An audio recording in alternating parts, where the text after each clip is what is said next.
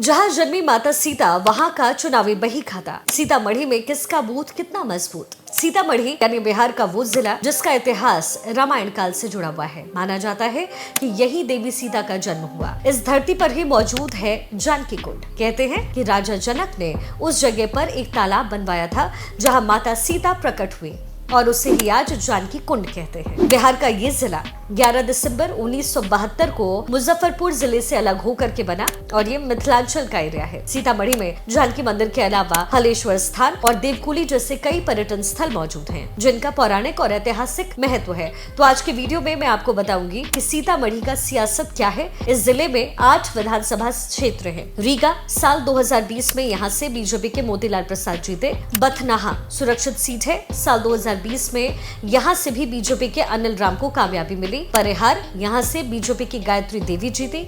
सुरसंड साल 2020 में यहाँ जेडीयू के दिलीप रे को कामयाबी मिली।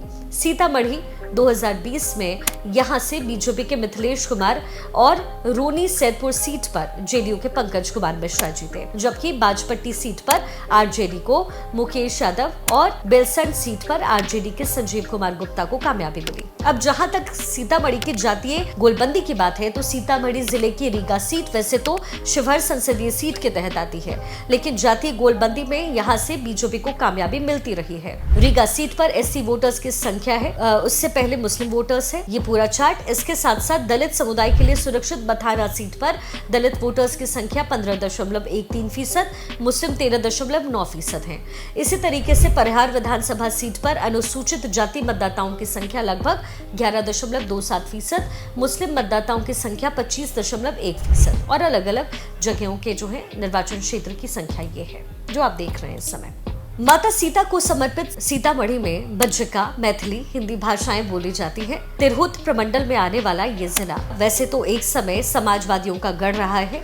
1957 के आम चुनाव में ये सीट पहली बार अस्तित्व में आया और तब यहाँ समाजवादी जेबी कृपलानी सांसद बने, लेकिन पिछले कुछ सालों में यहाँ बीजेपी और जेडीयू ने अपनी पैठ बढ़ाई है और विधानसभा चुनाव के नतीजों में भी ये साफ नजर आया।